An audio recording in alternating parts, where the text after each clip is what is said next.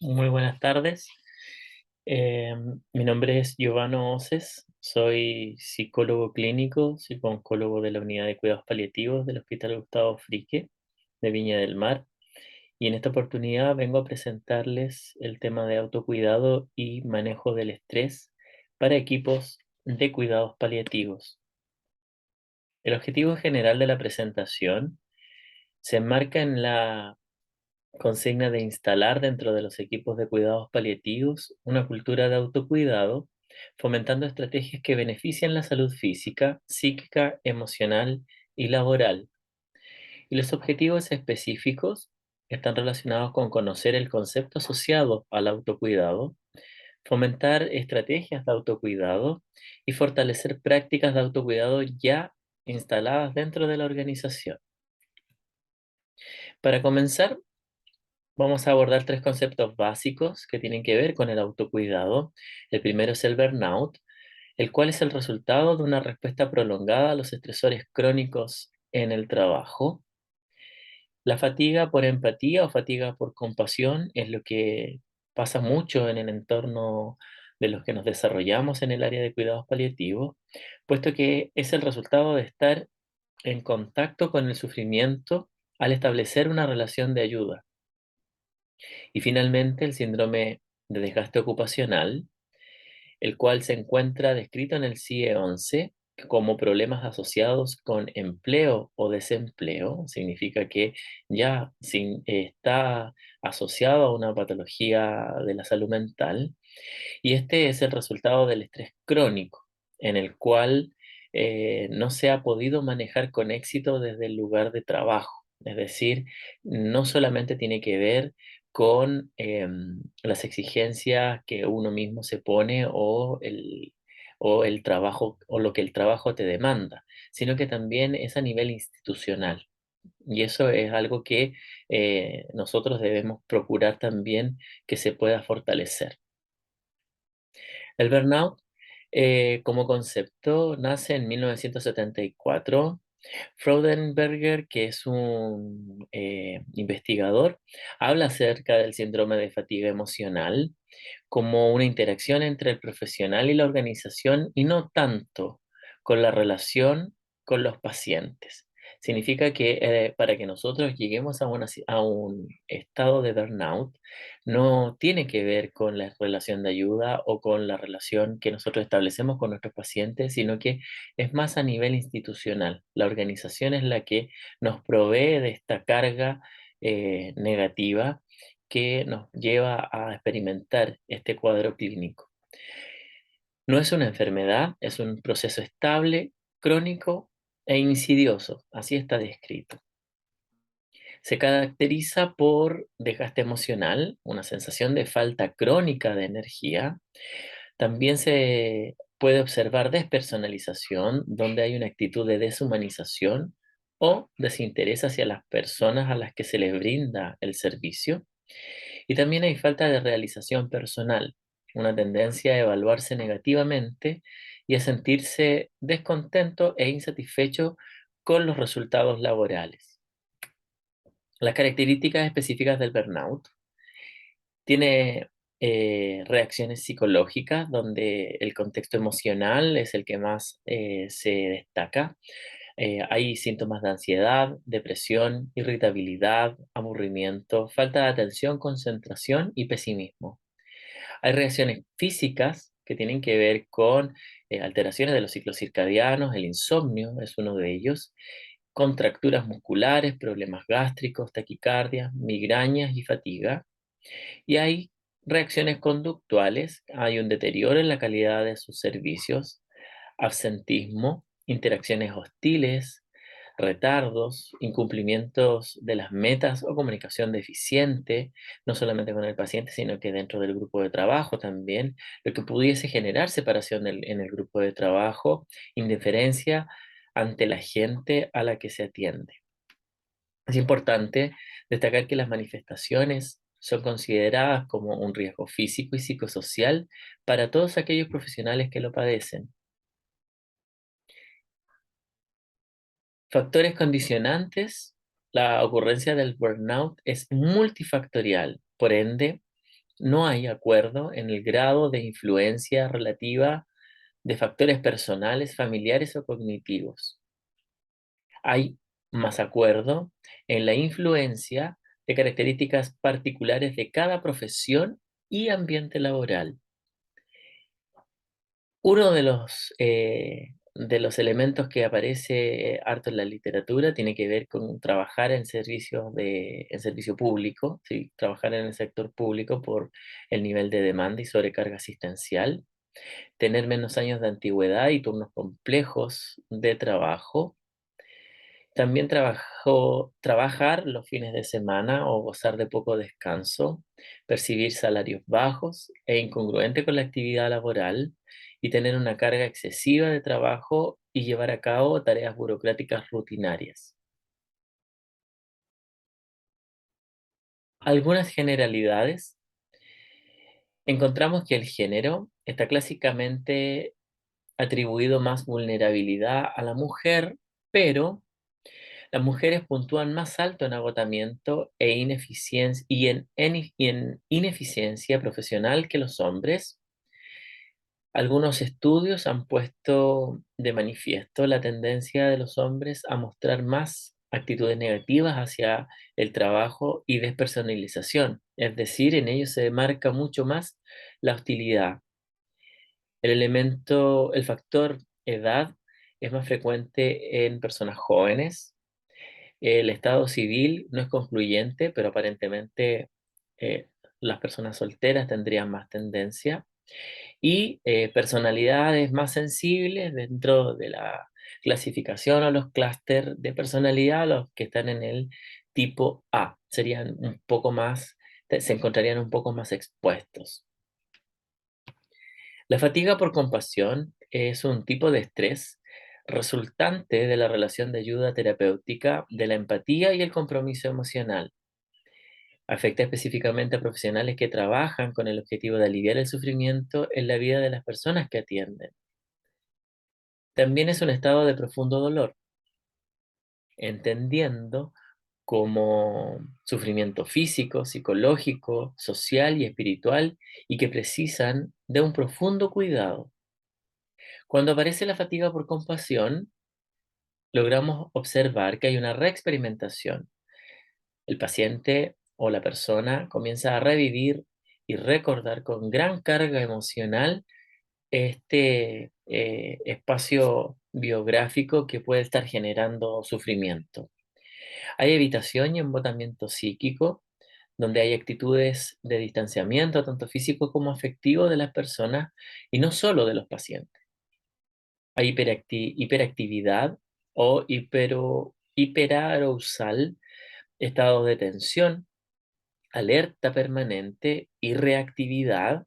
Hay mucho de esta conducta acting out, en donde la energía compasiva que se gasta supera sus procesos restaurativos y se pierde el poder de recuperación. Por ende, se va acumulando este cansancio eh, prolongado. El desgaste ocupacional surge cuando los mecanismos de adaptación ante situaciones de estrés sostenido fracasan y los recursos del trabajador son insuficientes ante las demandas físicas o mentales del trabajo. El término está aceptado por el CIE-11 para fines descriptivos de una patología con alta tasa de incidencia. Es una de las más altas tasas, por ejemplo, de ausentismo laboral, de licencias médicas.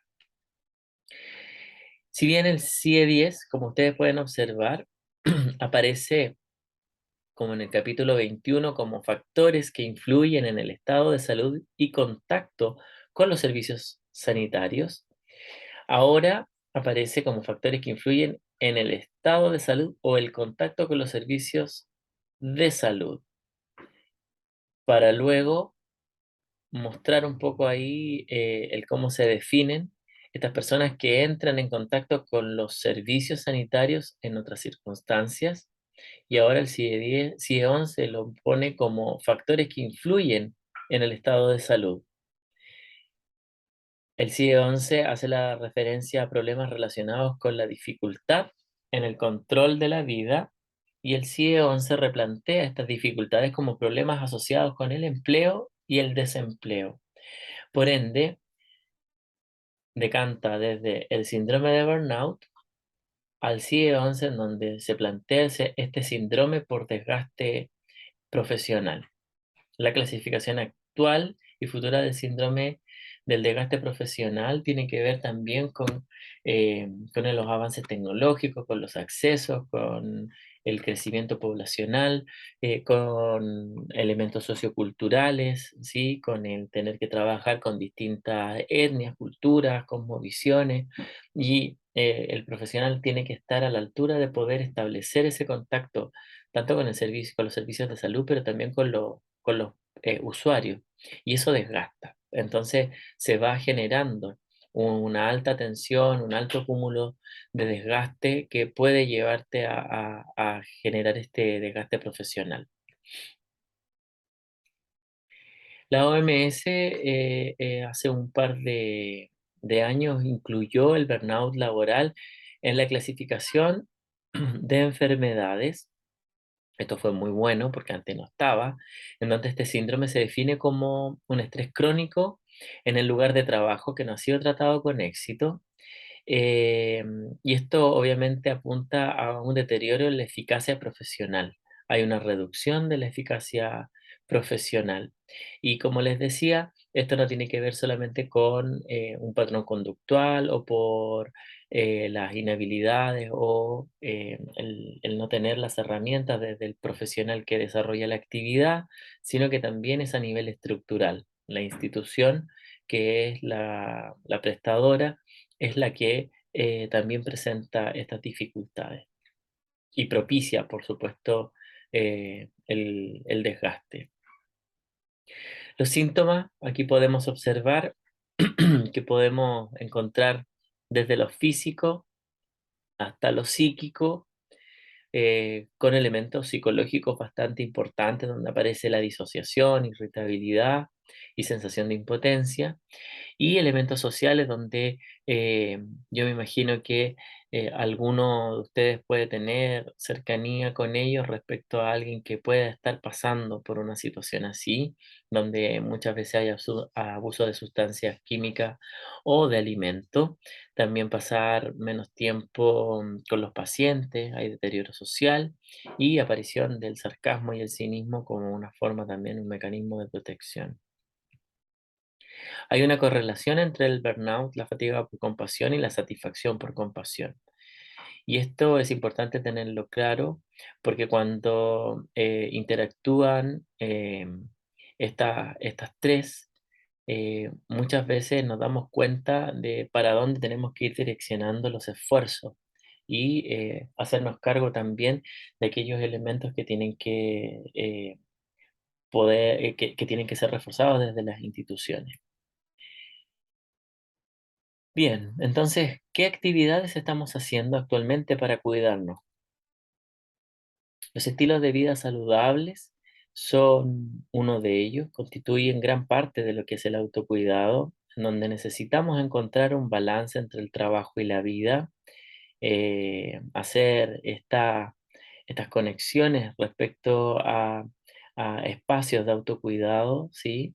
Desde las distintas estrategias que vamos a ver más adelante, aparece un poco este corazón y el cerebro, en donde los acompañamientos terapéuticos, el poder hablar, ¿cierto? La escucha activa, pero también la escucha eh, como una herramienta de autoconciencia nos ayuda a mejorar nuestros niveles de tolerancia al estrés.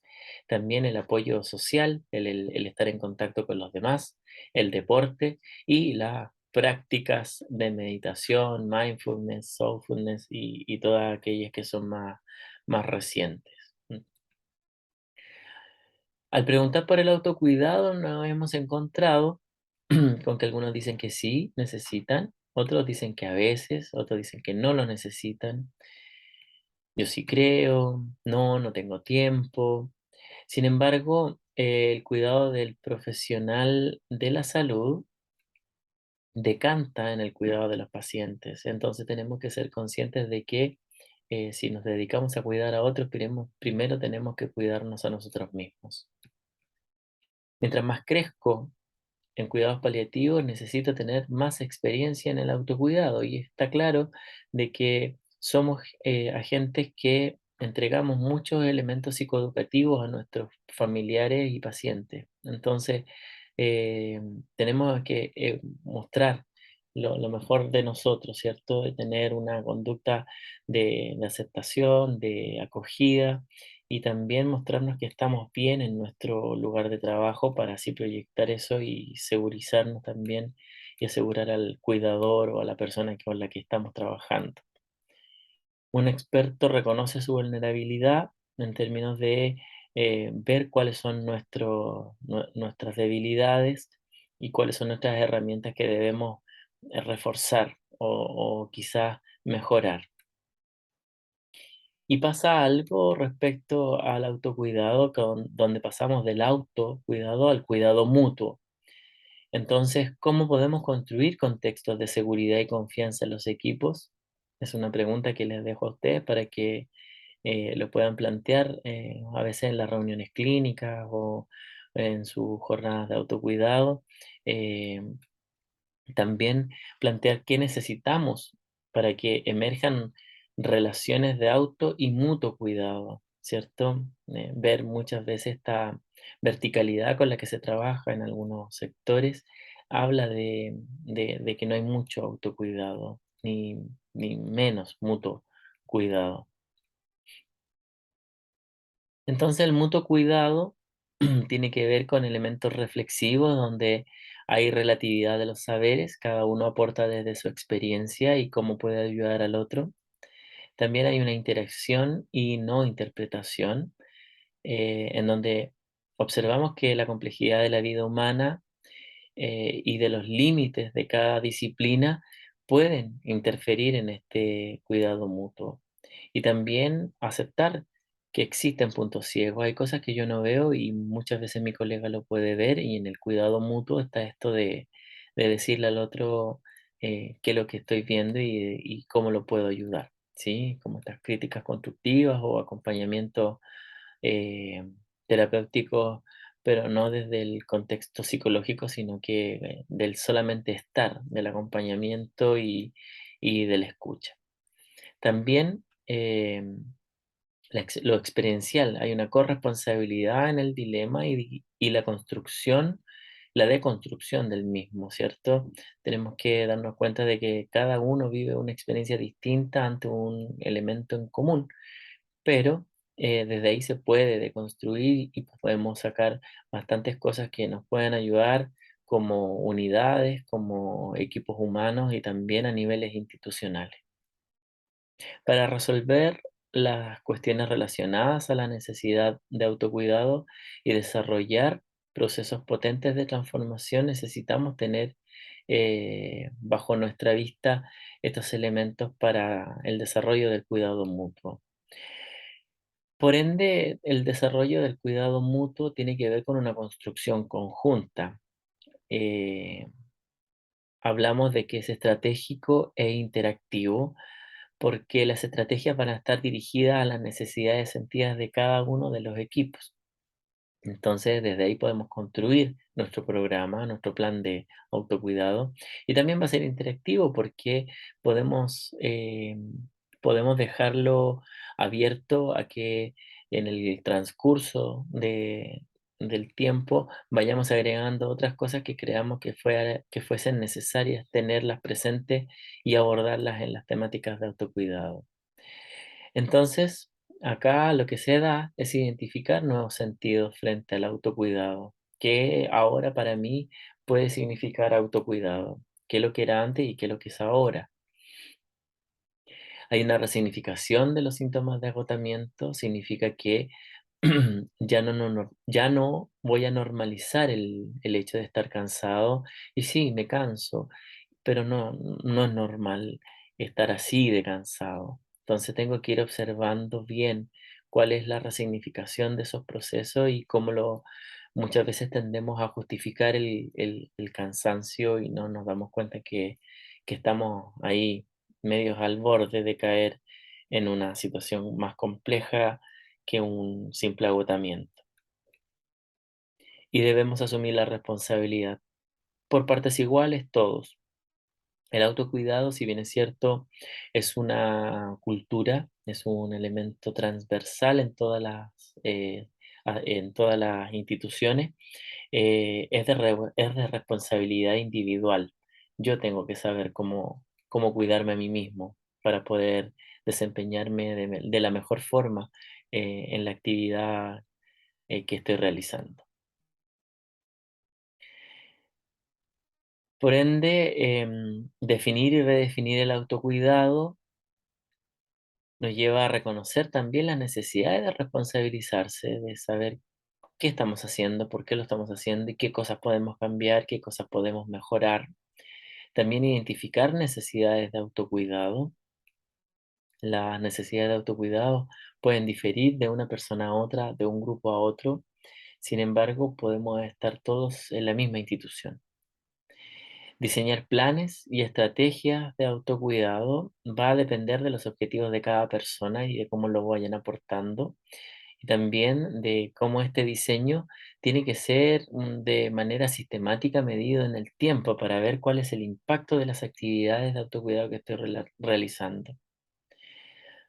Entonces acá se da esta, esta pequeña leyenda en donde decimos que las mejores ideas son las que em, el mismo sistema genera y no las que se imponen desde afuera.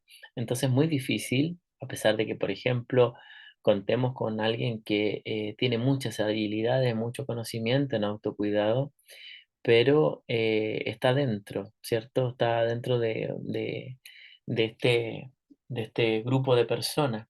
Sin embargo, eh, ir a imponer estos conceptos de autocuidado se hacen difíciles cuando uno no conoce la verdadera realidad de cada equipo. Entonces son ustedes los que pueden generar estos espacios, diseñar este plan de estrategias de autocuidado y también generar espacios de responsabilización para el desarrollo de las mismas.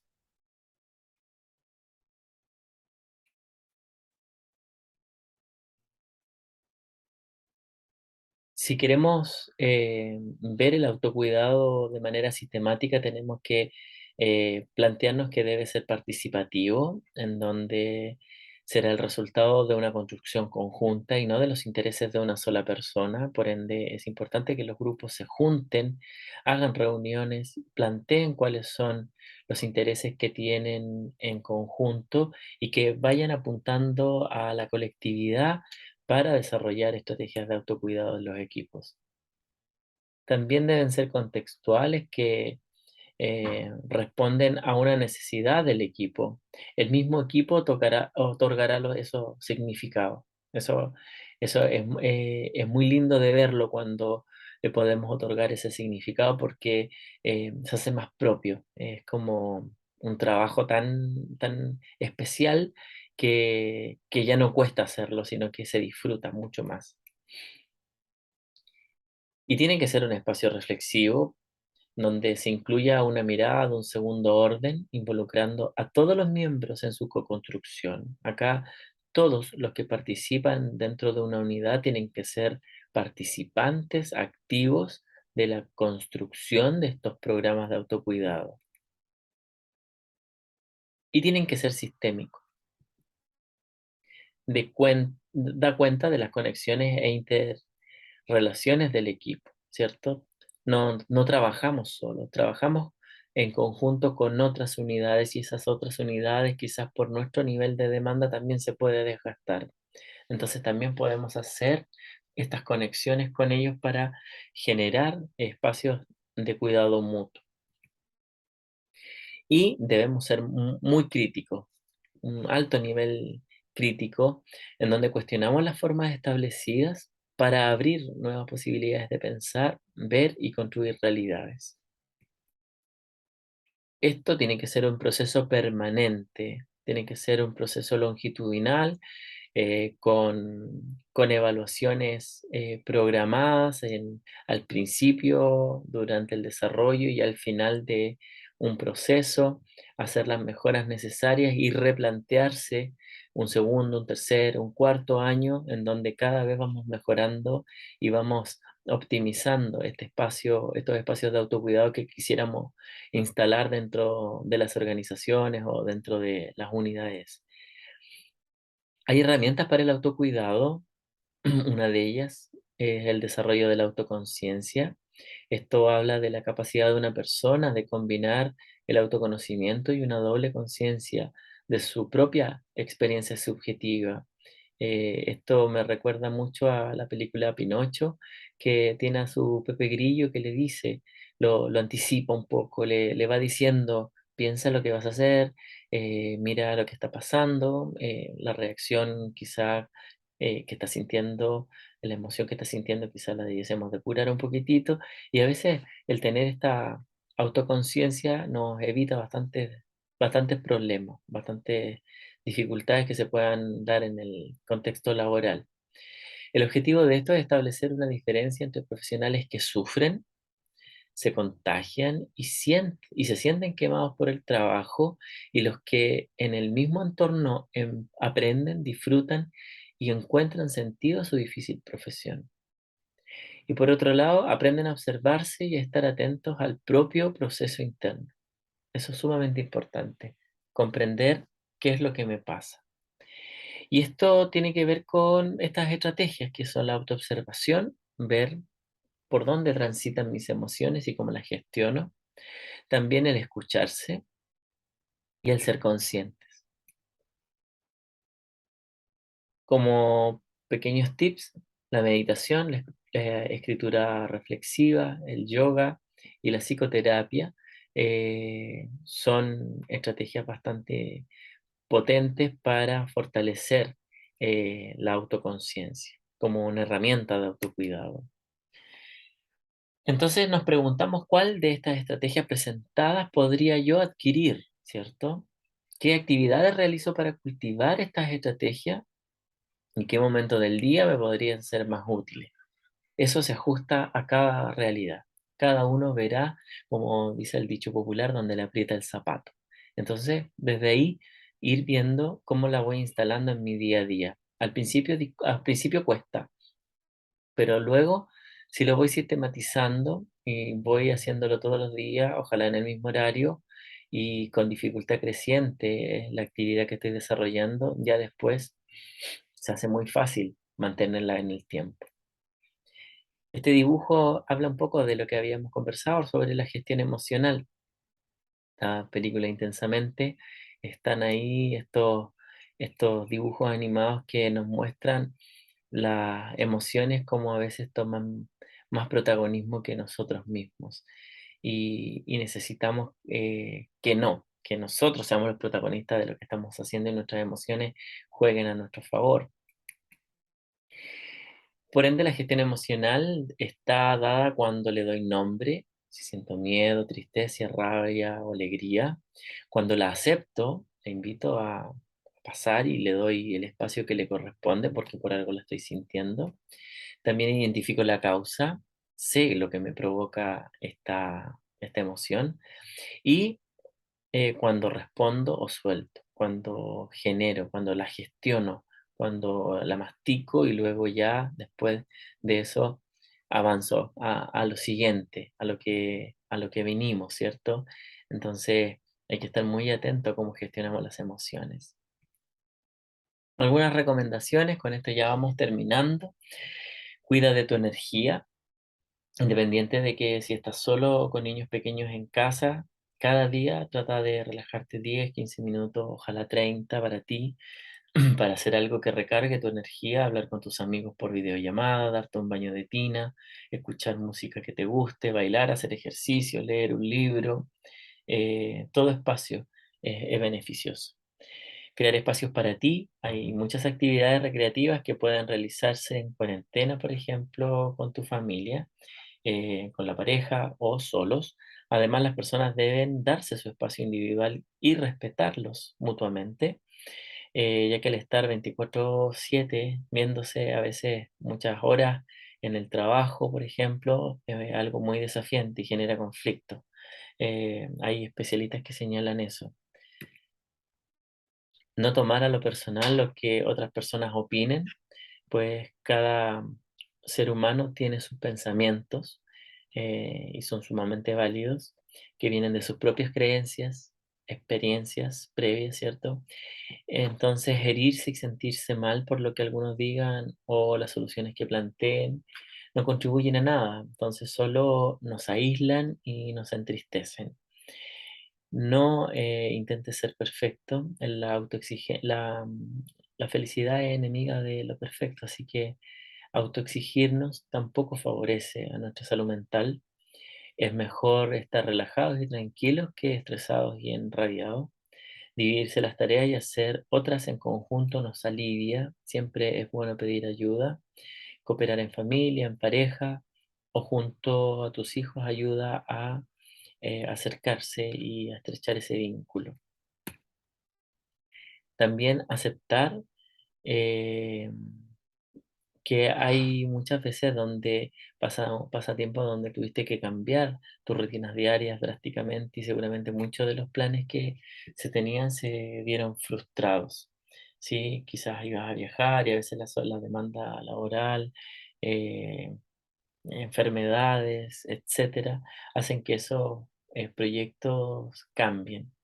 Entonces hay que también ver en esas situaciones cuáles son las oportunidades que me ofrecen y que me pueden ser de ayuda para avanzar. Les dejo mi correo electrónico, les doy gracias por vuestra atención y espero que estas jornadas que están realizando sean de mucho provecho y que estén todos muy interesados en desarrollar dentro de sus unidades programas de autocuidado para ustedes mismos.